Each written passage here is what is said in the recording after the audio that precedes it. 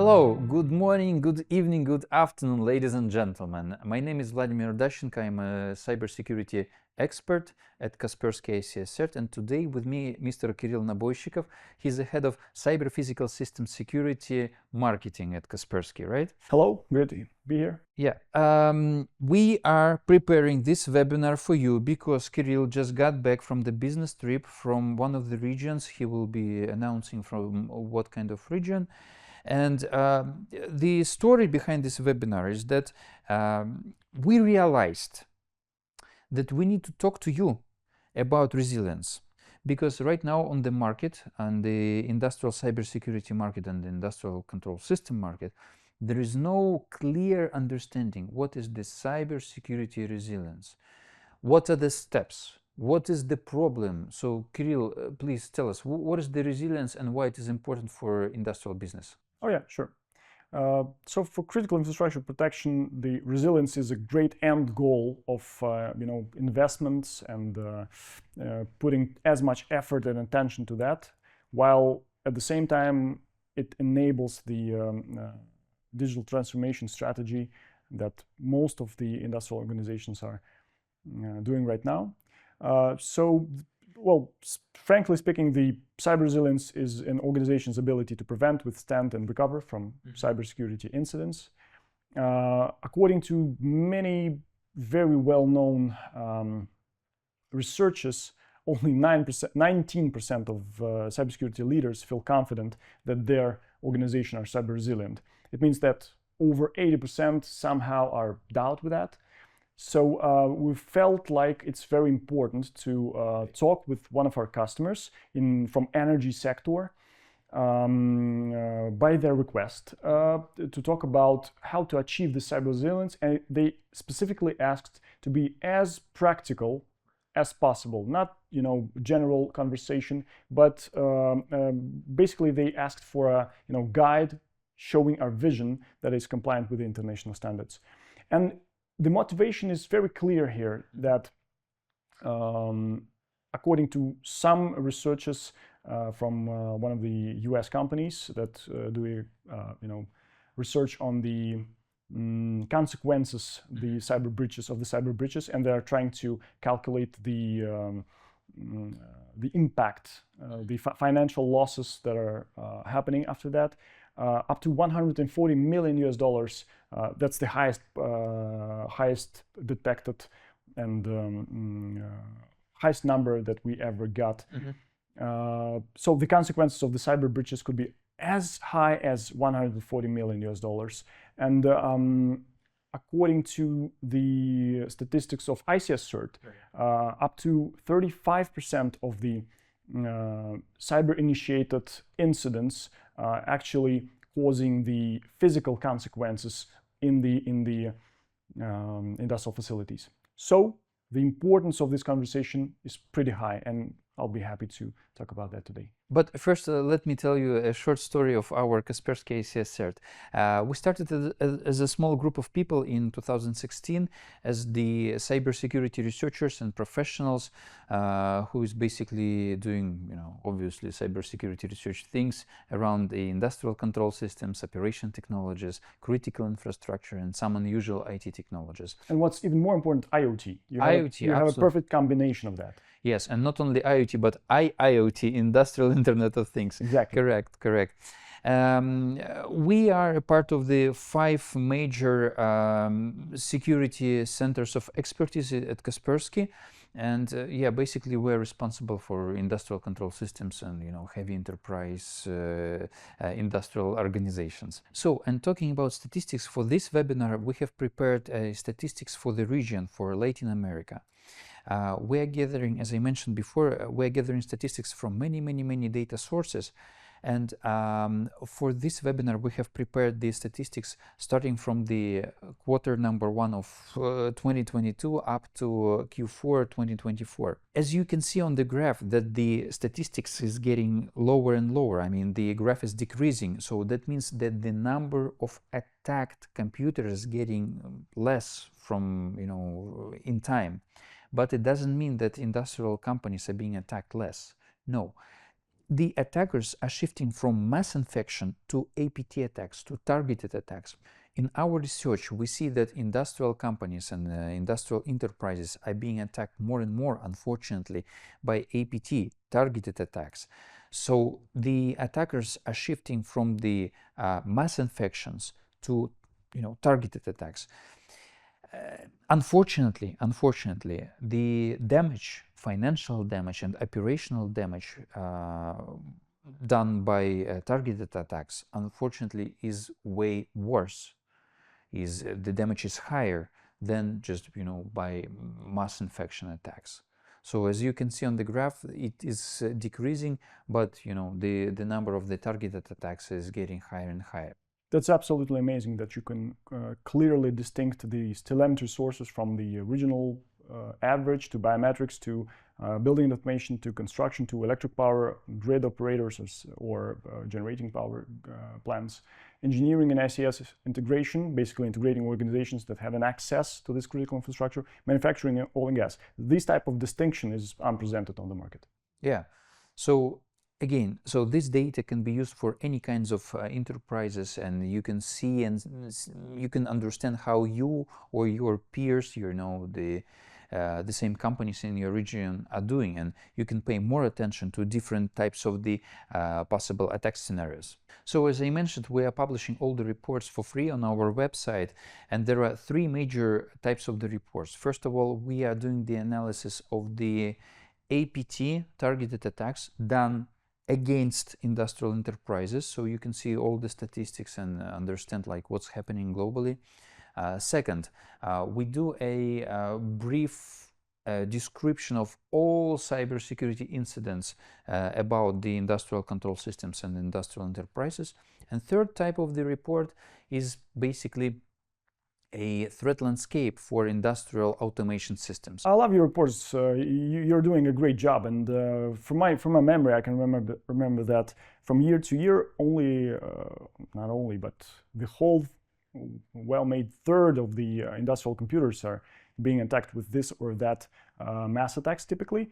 What's even more interesting that, let's say in one of the quarters, if I'm not mistaken, in second quarter of 2024, there was 30 confirmed attacks on the different industrial facilities, and 29 of which they recovered. So they were resilient enough to recover from this issue, but just one single couldn't do it. So the cyber resilience topic of this meeting would be very interesting to this particular one organization. What else? And yeah, another thing, one of your reports, actually it was one of your reports, I knew that IT infrastructure being more and more robust, right. The OT infrastructure is becoming the entry point for the cyber intruder. Oh yes, unfortunately. That was a nice idea to understand from reading of this report. So yeah, great job, guys. Thank you. So yeah, talking about the recovery, so that company who didn't manage to recover the business, oh my God. It costs a lot. It costs a lot, and that could be a crucial problem for business owners, right? Maybe, I don't know, there are some steps how to get, how not to get to that stage when you cannot recover your business. Yeah, sure. Well, the short answer is very simple. You need to be prepared for the incident that will eventually happen for sure. And the more prepared you are, the better and faster you would recover. You could mitigate the incident during the incident happening, during this very short time frame when you need to get operations going once again. And the recovery pace would be significantly easier for you as soon as you are prepared enough. Still, the industrial cybersecurity can address very different things like IT, OT, IoT, because industrial organizations obviously have its all. All of this infrastructure is, they're operating that. And beside of the protection, we always try to make sure that all our advices or all our conversation with the end customer, it benefits all parties involved, the cybersecurity managers, but also the automation system engineers. I really want to make sure that automation system engineers get some additional benefits from using all the advices we have, whether it's the asset management or whether it's asset inventory, license checks, compliance checks. They're pretty interested in that. So yeah, that's it. Nice. That's a really good starting point, right? Exactly. In the very beginning, you have mentioned that it very depends on the nation strategy. If a country or a region is ready, to provide the steps and the platform for business to become resilient, right? Maybe you have some statistics, or not statistics, but some ideas or some data about, regulations, the standards or something in different regions of the planet, if some countries are ready or getting ready about the resilience. Sure. Let me ask the engineer of this setup to put to the screen the list of the regulations that we're aiming to be compliant with, and we're trying to deliver all the value in the world for our customers to them to make sure they are compliant. This automatic compliance checks and this audits is tremendously helpful for our customers and the organizations to check themselves, to do the self-assessment on a permanent basis.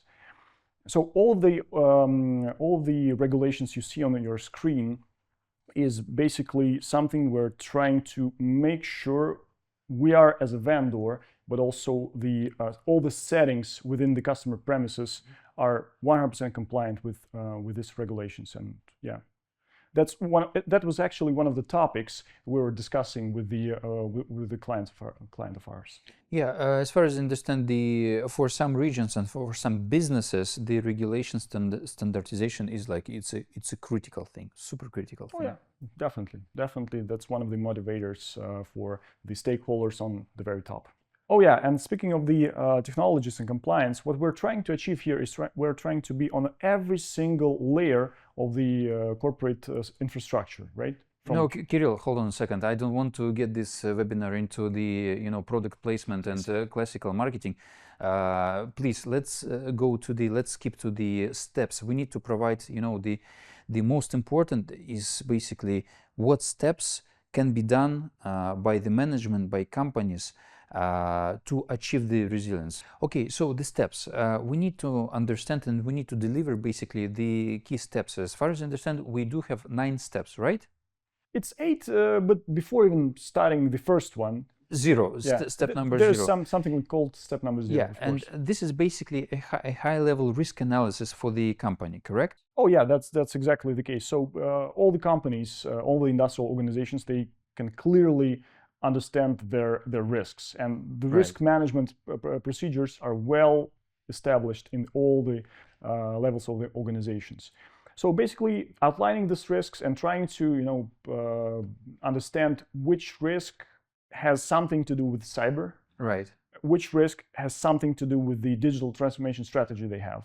And outlining of these risks and unwanted consequences is a great initial first level step before even tackling this pretty hard challenge to become cyber resilient. Okay, fair enough. Now I understand basically the starting point. So what are the next steps? What companies should do or should not do to get to to that resilience?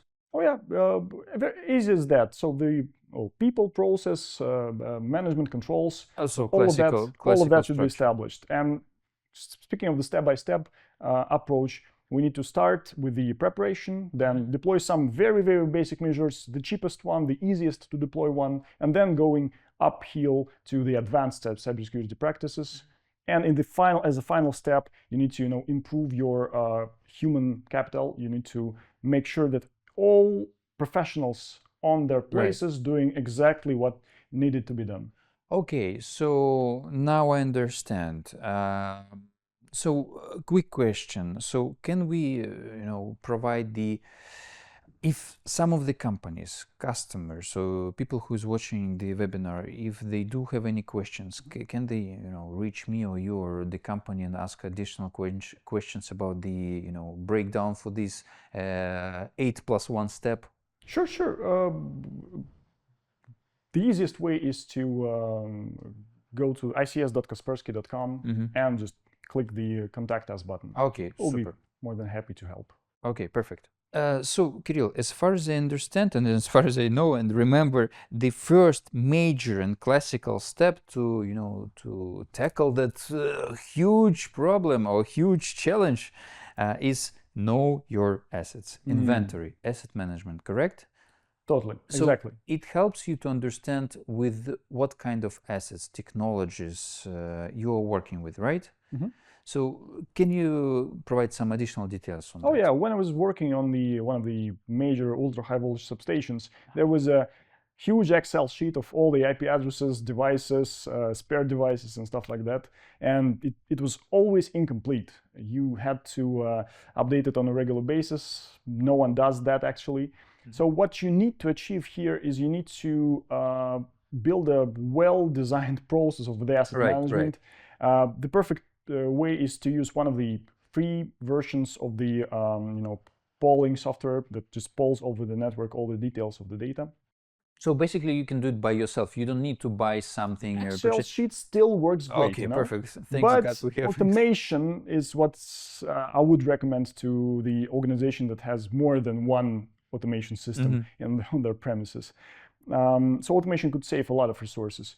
And the smart way to do here is to use one of many freeware software to actually do that. It could be slightly dangerous, but it depends on the infrastructure itself, whether it's a, I don't know, nuclear power plant or just a small manufacturing facility. There's definitely all of the major vendors of critical infrastructure protection products. They provide their pilot projects. They're more than happy to give you their software for piloting procedures.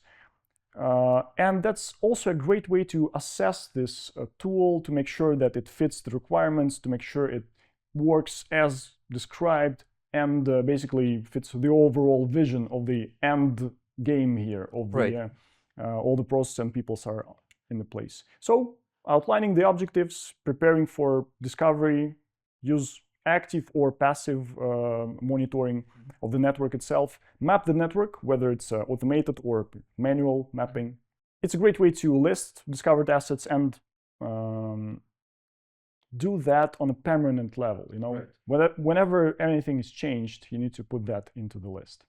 So after basically knowing your assets and understanding with what you are working with, right?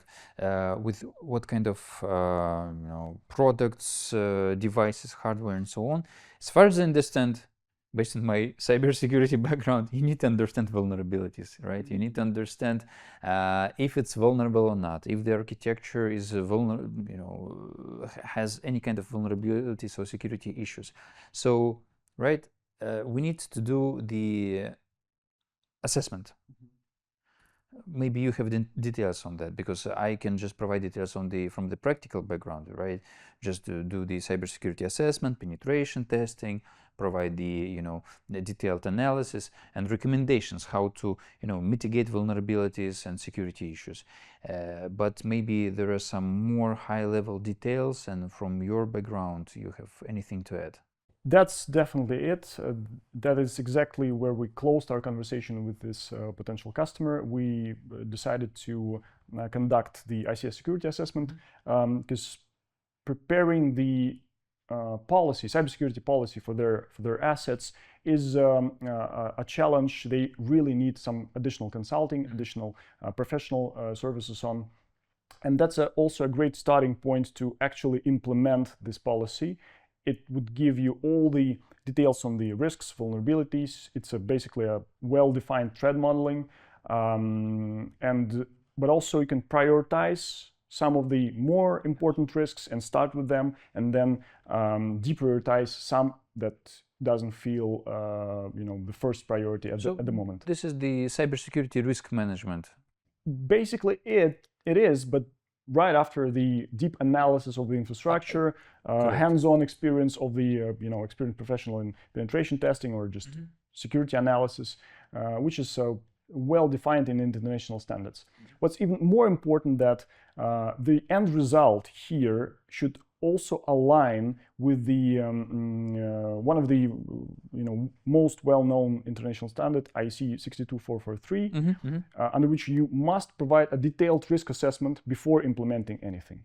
Okay, so as the result, you are getting like a paper of a document with recommendations and steps, correct? Well, the documents I saw previously, they're hundreds of pages of long. First, identifying the weaknesses, all the weak spots there are, but also some detailed recommendation on the next steps. Next steps. Okay, perfect. Excellent. Okay, so basically the next major step, as far as I understand, is to secure. So you right now understand your vulnerabilities and weaknesses, and right now you need to understand how to protect it. But yeah, shiny object syndrome, right? Don't buy the most expensive thing on the market, just it won't cover your problems. You will just spend a lot of money but will not protect your infrastructure. From my personal experience, ladies and gentlemen, most of the problems you can cover with built-in protections, turn on password protection, network segmentation, network filtering, mechanisms, and properly configuring your firewalls and so on and so forth. And based on that, right, you can invest a smaller amount of money, to enhance your security, like protecting your endpoints, hardening some solutions and devices, right? Am I right? That's exactly the case. So this particular customer, he was following the IEC 61850 international standard on the power grid and substation automation systems network architecture. And following that, you must follow all the standards, including the technical recommendations. Right. One of the technical recommendations is, separate your network with VLANs, which never was done in this particular case. And that's what should be done. The engineering guidelines must be followed before cybersecurity guidelines take place. So yeah, hardening the infrastructure, whether it's a network or node, costs you not tremendous amount of money, but it greatly level up the resilience itself. Absolutely. Understanding the configuration baseline, what's happening in your critical infrastructure, what is being changed from time to time, and what stays at the same conditions.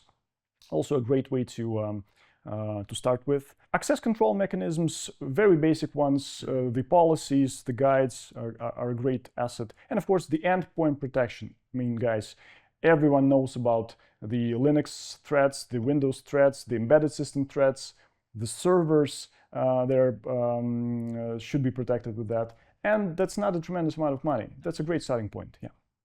All right, so as soon as we have implemented the security solutions, security protections, the baseline measures. Baseline measures, correct. But I think the next step will be something for more prepared, customers, companies, industrial companies. You need to start detecting the anomalies, right? So it's obviously, it is very unfortunate when you see your plant is collapsing, right? So that means that the cyber attack already happened, right? So it's better to detect something before you have cyber physical effect, before you start losing money, right? So basically detecting anomalies.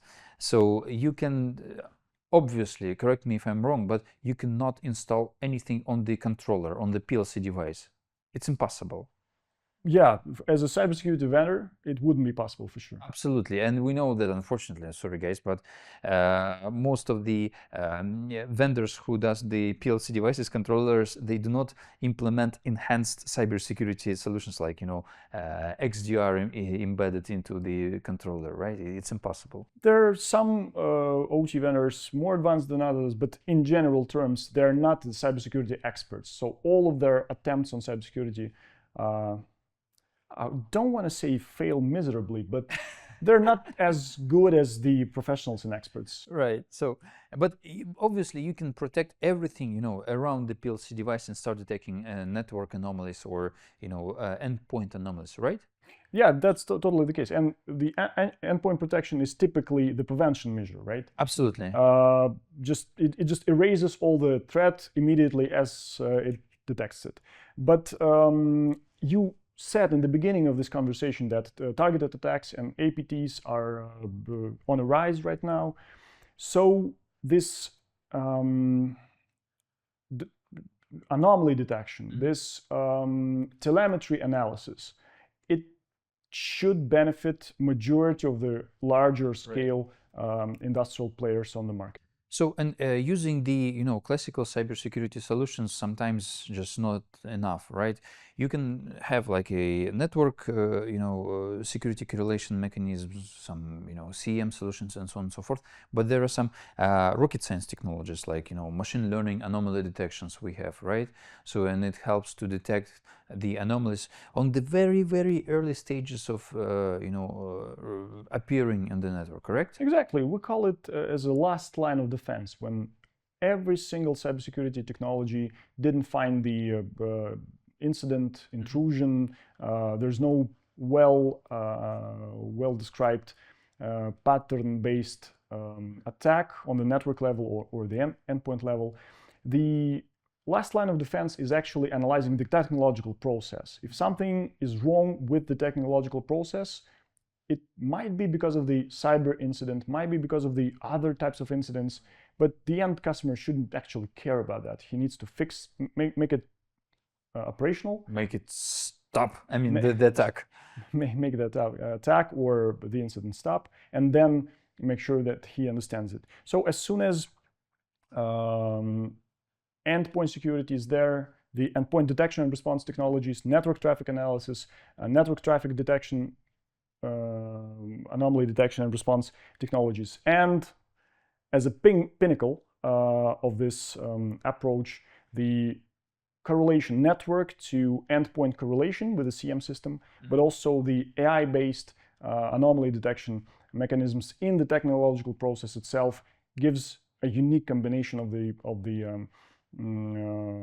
best results you can actually get from the money. So this shiny object syndrome is bad thing as soon as until you realize that it's necessary for your infrastructure and your business processes. Okay, so basically, we understand with what kind of devices and things we are working with. We implemented baseline security. We implemented, let's say, enhanced type of security. We're gathering data and doing the analysis. And right now, I think it's time to do the audit, right? Basically understand how we are compliant with any kind of standards. It could be internal standards, right? It could be some governmental standards and so on and so forth. Is it correct? Yeah, that's totally correct. Absolutely correct. And it basically aligns with the IEC 62443 international standard. This, self-assessment is mandatory for all the organizations. Beside of the, regulatory body assessment, the external assessment. This self-assessment gives a great, understanding of so-called achieved level of cybersecurity. So you have the target level, you need to achieve some level that you feel like is great. So you need to self-assess, analyze what's the next steps, what's the missing points. Is there any risks that are uncovered with your actual achieved level of cybersecurity? So yeah, that's exactly the case. And it's very wise thing to analyze all the new vulnerabilities. Absolutely, and I know that you guys are searching for new ones, updating the databases of the vulnerabilities, and as soon as it's discovered, as soon as the 0 day is discovered, you need to be fast in identifying that it's a part of your infrastructure. This vulnerability is now a part of your ongoing tasks and problems. Another smart move is to analyze the compliance, as you said, external, international standards, and or sometimes the internal standards of the organization is way much more strict and better written than the international ones. Some of the oil and gas companies in Asia Pacific.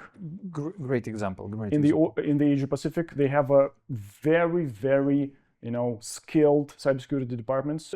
Another interesting thing is that monitoring of all the changes of the configuration of the core automation system, whether it's a controller configuration, network architecture configuration, or even the operator workstation, human-machine interface configuration. All of these changes could also, it's not a direct attack on the infrastructure, right, but it's some change that must be under supervision. Yeah, a tiny little step. Yeah, even if it's the internal violation by one of the employees, right? It gives a great benefit to the responsible person from the distributed control systems engineering team. That's another audit that is great to have within your premises and organization. Sounds great.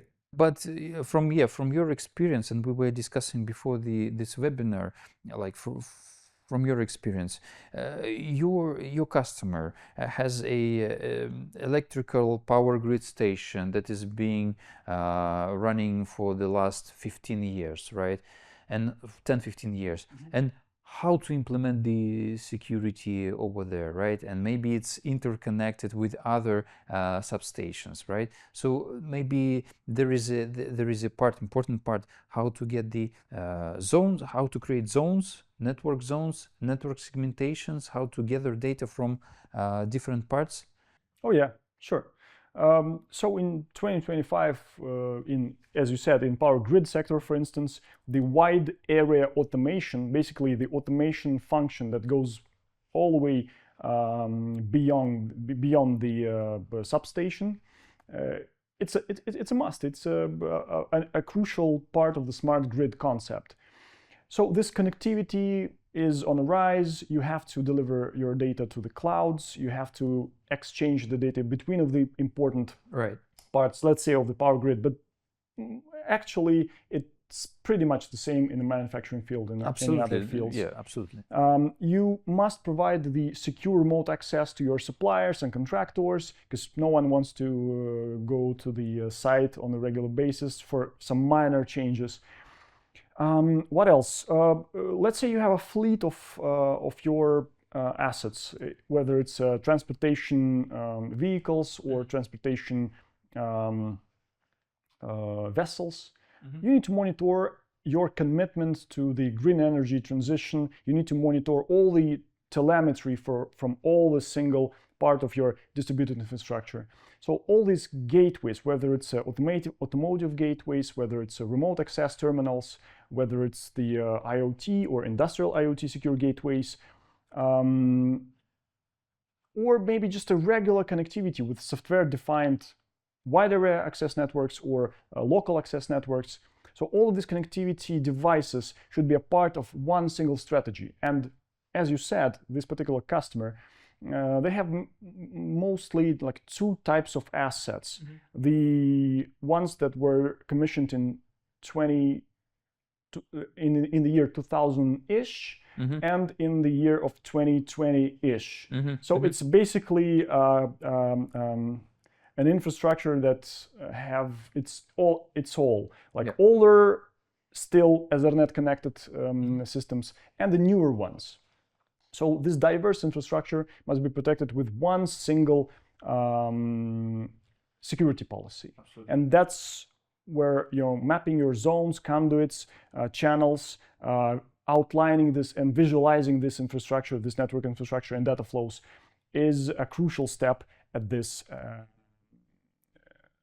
at this time. All right. So basically, right now we have an understanding, either basic understanding or clear understanding of how to, define, how to create the same security policy for all your different locations or your managed facilities and so on and so forth.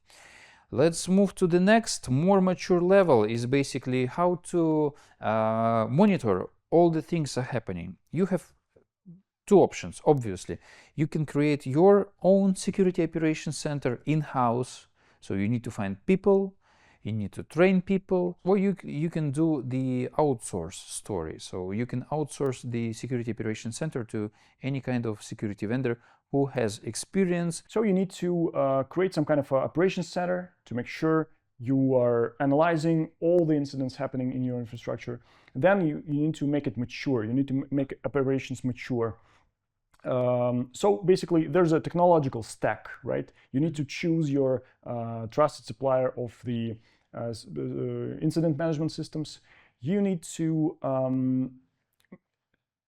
make your decision whether it's an in-house grown expertise or outsourced expertise. Both ways are great, but the strategy is slightly different in both of these cases. You need to plan your incident response. What if happening this or that? And you guys are from cyber emergency response team. Absolutely, yes. You know how it's done and how important it is. Maybe you can have some comments on that. Yeah, about the incident response and recovery plan after the incident. First, you need to do your homework. You need to have the strategy, how to basically respond the case, what to do, what are the roles of the people in-house, who will be coordinating that security event. If you need to contact any external entities, if you need to contact the regulator from your country, because some of the countries or regions, they do have policies, the restrictions. If you do have a security incident in a critical infrastructure, you need to contact your regulator, right? You need to report that incident. So all those very crucially important steps, they should be done before the incident, because when the incident happens, you don't have time for it. So as far as I understand, after you have everything ready to go in terms of the processes, technologies, solutions, and blah blah blah blah blah, you need to train your people. You need your people to be prepared, to any kind of security incidents or issues or any kind of unfortunate events, right? Yeah. So what are the steps? What are your recommendations? So yeah, after deployment of these advanced cybersecurity measures, the people are already part of this team responsible for deployment. They got significant amount of practical experience during the deployment project is happening. So obviously they are already trained professionals, and you need to keep up with the market trends. You need to make sure that not only the cybersecurity engineers, the automation engineers are well equipped with technologies and knowledge, but you need to train the general staff. The security awareness programs, we're constantly talking about them, but they're crucially important for the overall organizational resilience. And you guys in ICS CERT of Kaspersky, you're sharing your deep technical knowledge that you're gathering on a regular basis from the market, from the researchers. From that, and I know that you're visiting the sites, you're doing the trainings on sites if it's required. So any things you can share after this experience? Yeah, one of the most, you have mentioned the security awareness training. It's super important for most of the people who work on the plant, on the facility, in the industrial enterprise. But for the security teams, it is crucially important to have a incident response training for industrial control systems. In practice. In practice, absolutely in practice. Yeah, from our experience and based on our research capabilities, first of all, we always update our trainings based on the investigations and the security research that we are doing.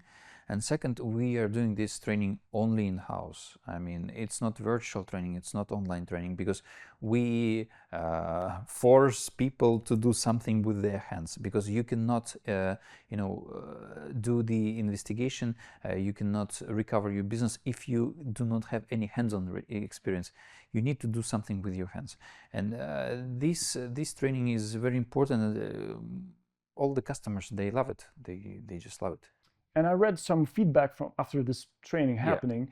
I know that this training per se is a great platform for this cross-team collaboration when the IT cybersecurity and OT automation guys who hates sometimes all the attention they get, they actually come to this single vision of the importance and the practical aspect of the cybersecurity, and actually training the resilience in practice. That's a great asset. And after they achieve the last step, everything will be solved, right? Oh yeah, that's a summary of our practical experience after serving 1,000 clients worldwide. So we're doing that for 10 years, and the overall experience of 27 years in cybersecurity itself. So what we're trying to do here is we're trying to share the experience.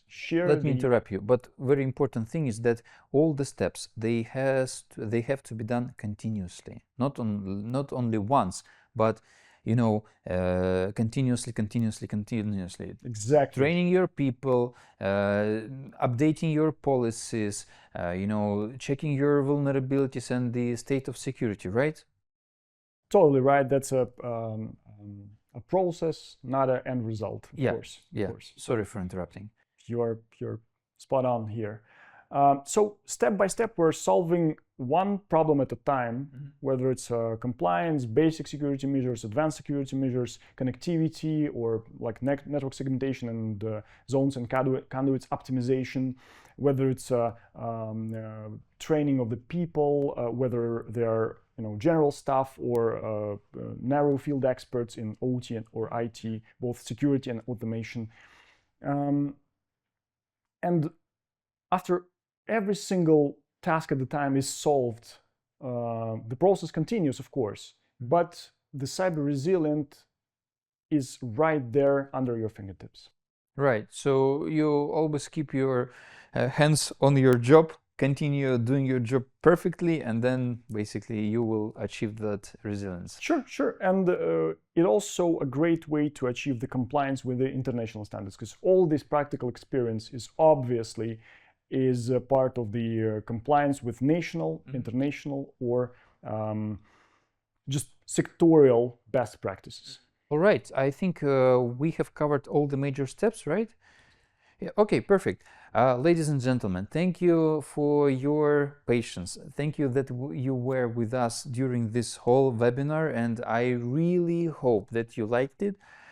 Please feel free to reach us, to call us, to send us emails if you have any questions. Also, please feel free to visit our website icscert.kaspersky.com. You will find any kinds of reports there, technical reports, overview reports, and so on and so forth.